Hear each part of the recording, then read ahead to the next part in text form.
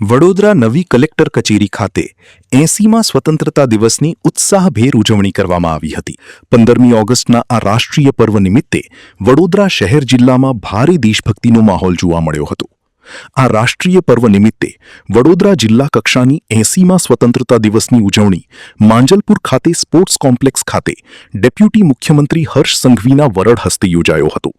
જ્યારે નવીન કલેક્ટર કચેરી ખાતે નાયબ જિલ્લા ચૂંટણી અધિકારી ડોક્ટર SR કેલૈયા હસ્તે ધ્વજવંદનનો પ્રોગ્રામ રાખવામાં આવ્યો હતો। આ રાષ્ટ્રીય પર્વ નિમિત્તે કલેક્ટર કચેરીનો સ્ટાફ તેમજ પોલીસ સ્ટાફ ઉપસ્થિત સૌ કોઈએ શાનથી લહેરાતા તિરંગા ધ્વજની સલામી આપી હતી અને રાષ્ટ્રગીતની ગાન કર્યું હતું।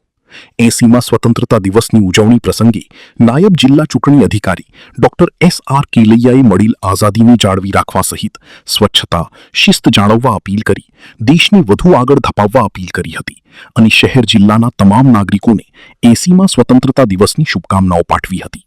આ ધ્વજવંદનમાં મામલતદાર જનસંપર્ક અને કલેક્ટરના તમામ કર્મચારીઓ ધ્વજવંદનમાં હાજર રહ્યા હતા।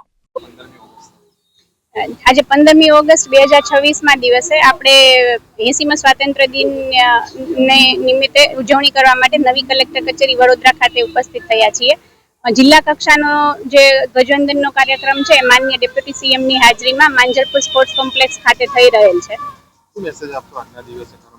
મારો એટલો જ મેસેજ છે કે આઝાદી મેળવવી જેટલી અઘરી હતી એના કરતાં પણ વધારે અઘરી છે આઝાદી જાળવી રાખવી। એટલે આપણે એક સારા નાગરિક બનવા માટે હું બધાને આહવાન કરું છું કે આપણે સ્વચ્છતા શિસ્ત શિક્ષણ અને એકતા અને અખંડિતતા જાળવવા માટે આપણા કક્ષાનું જે કાર્ય હોય એ આપણે સંપૂર્ણ નૈતિકતાથી નિભાવીએ એવું આહવાન કરું છું।